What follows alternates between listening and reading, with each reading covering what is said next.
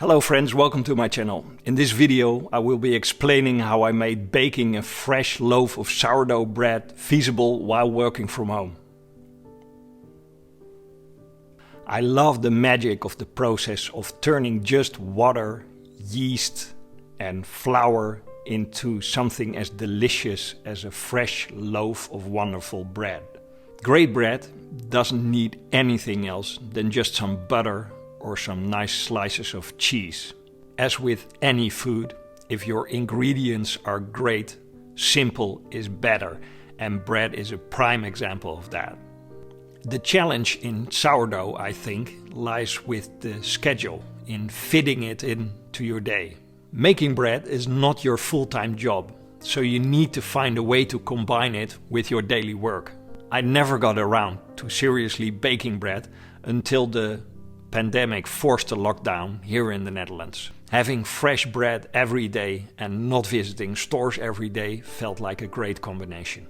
When I started searching the internet for recipes and schedules, most of them did not fit my daily schedule, so I started to combine some of them into something that worked for me.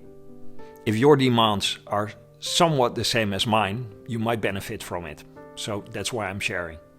So, what were my original requirements? First, the active time spent on bread should be as low as possible without sacrificing quality. Then, I wanted the schedule to fit my natural working schedule.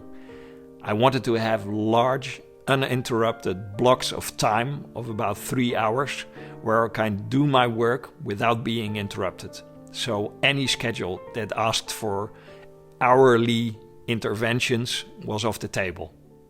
Next, I wanted the majority of work to be at a time where I naturally have breaks anyway. For me, that means doing the kneading, which takes the most time, during my lunch break. And finally, as our time for having lunch differs a bit from day to day, I wanted to have some flexibility to be able to shift the activities there a little bit without ruining the results. Right, let me walk you through my schedule and show you how I bake a delicious loaf of bread every day. The basic recipe for my loaves I got from French guy cooking Alex, which channel I love. He uses a 1 to 2 to 3 combination of ingredients, meaning 1 part starter, 2 parts water and 3 parts flour, which is easy to remember.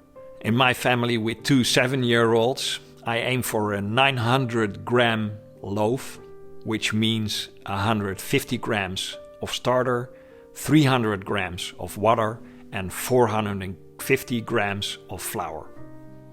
Block number 1 is right after the kids have gone off to school and before I start my job. I do 2 things in the morning. The first one is feeding my starter. I assume you already have a starter. There are tons of videos on YouTube where you can find out how to do that. What I did is I used a commercial starter and that worked just fine for me. I take my starter from the fridge where I keep it in a somewhat dormant state overnight. For my bread I want 150 grams of starter, so I'm producing 160 to have some waste possible. This 160 grams I make in a 50-50 combination between water and flour, which means 80 grams of flour, which I again do in a 50-50 combination of 40 grams plain flour and 40 grams rye flour. I found out that this combination works best for me and keeps my starter well and healthy. And 80 grams of water, which is the warmest water I can get out of my tap because that instantly raises the temperature of the starter. Then I stir the mixture vigorously and then put it in a hot box that I made myself, where I keep it at a 27 degrees Celsius temperature. The next action is the hydration of my flour. Learning things the hard way, I found out that the quality and the protein content of your flour is key for producing a great loaf of bread. Like with anything in food, go for great ingredients. Thanks to my local baker, I can use a T65 flour called Émilie, which is a French flour. French flour often has a better protein content because the climate is warmer, meaning the protein content of the wheat goes up. I add 450 grams of flour to my container. I add 300 grams of water and then 10 grams of coarse sea salt, and I stir everything vigorously with a sturdy spoon until everything is well combined. I use a spoon because I can scrape it off easily and throw it in the dishwasher, which saves me a lot of time cleaning up. I add a lid to the container and I keep it on the countertop. I now set a timer for 3 hours and 15 minutes for the starter to grow. The hydration can be done in less time than this, but since I don't want an extra step and an extra intervention, I combine the two, and there are no detrimental effects to having your hydration take 3 hours. For my next action during my lunch break, I have some flexibility. The 3 hours 15 minutes that I normally use for growing my starter is kind of flexible. 3 hours 15 is okay, 3 hours is okay, 3 hours 45 also okay. The starter is still usable. So that means I can do the next step at the start of my lunch break or at the end of my lunch break, whatever fits my schedule best. During my lunch break, I combine and knead all the ingredients. I open my container with the hydrated flour. I weigh 150 grams of starter, adding it to it, combining it slightly with the spatula and turning the whole thing out onto the counter. I immediately put the remainder of the starter in the fridge. This means the temperature of the starter will go down and the activity of the yeast cells will go down, meaning they will almost entirely stop eating all the carbohydrates in the flour that is still in the starter. That means the next day you can kickstart the starter with warm water, and right at the start there's an amazing number of dormant yeast cells in there that get activated by adding the warm water. So you immediately kickstart your starter. It also gives me the opportunity to leave the starter in the fridge for days on end. I've done this up until a week without any harmful effects. So that means if there are some days where you do not intend to bake a loaf, that's okay. I start kneading the dough using the slap and fold method. The basic idea is to grab the slab at a 9 o'clock position, slam it down at a 12 o'clock position, tug it a bit, fold it over, and then repeat this process for 8 minutes. In the beginning, the dough will be a shaggy mess, but 4 or 5 minutes into the kneading, it will transform into a stretchy, homogeneous dough. Nearing the 8-minute mark, I can often see tiny bubbles form beneath a very thin layer of dough, meaning that the gluten network that's in there is good enough to capture some air. This whole routine takes time to perfect. Practicing will make you better, and in a few weeks you will be enjoying the seemingly effortless kneading you will be doing. Not getting your hands covered in dough is the tricky part here. Yankee movements will help in keeping the dough from sticking to your fingers, which means fast movements in, fast movements out. The best way to illustrate is to watch cat videos on YouTube that include bathtubs. If you've ever seen a video of a cat almost falling into the water and miraculously getting out of it without any water on itself, you know exactly what I mean. Learn from the cat. This block is also the most time-consuming because you have to weigh, knead, store, and then clean your surface area and your hands. The whole process takes me around 10 to 12 minutes.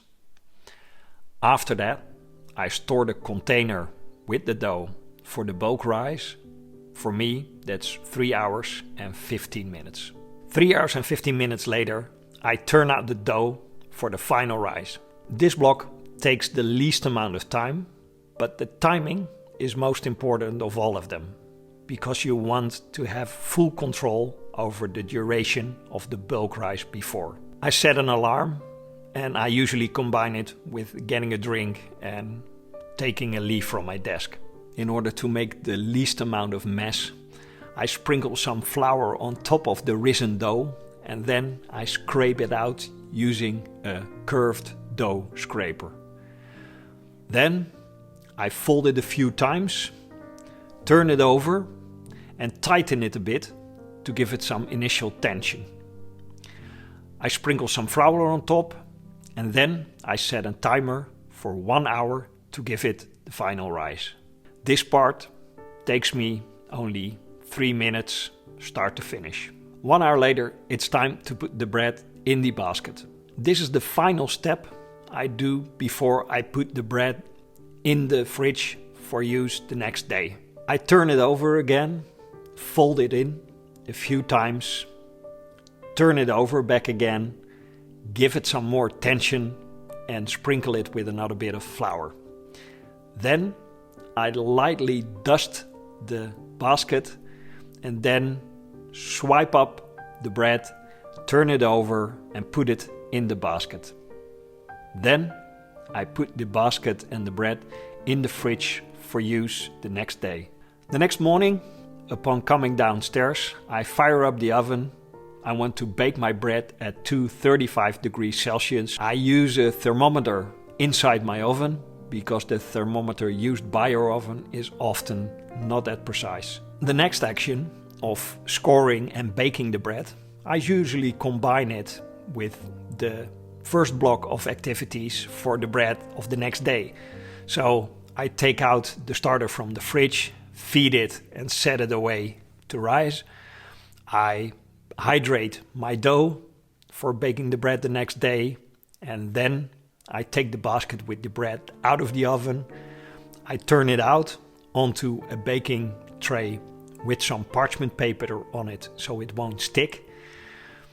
I score it lightly, and then I slide it into the oven, turn it down to 235, and in the baking tin beneath I add some hot water so that will create some steam for the crust to form nicely. I set the timer, and 42 minutes later I have a wonderful piece of nice smelling homemade artisanal bread.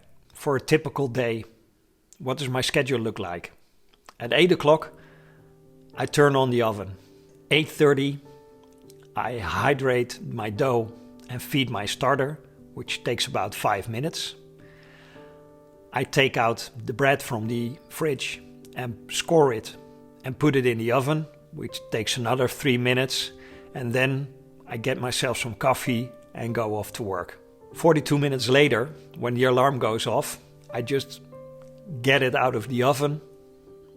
I get myself my second round of coffee and continue my work. Around lunchtime, I combine my starter, which has now grown to about twice its original size, with the prehydrated flour, and I mix them and combine them and then knead them into a nice and silky dough that I put away for the afternoon. I set the timer for another 3 hours and 15 minutes. Somewhere in the afternoon, usually between 3 and 4, I take the dough out, I fold it, I give it some tension, and then let it rest for another 1 hour for the final rise. And finally, 1 hour later, I've given it some additional tension, put it in the basket and put it in the fridge, which takes me another 3 minutes.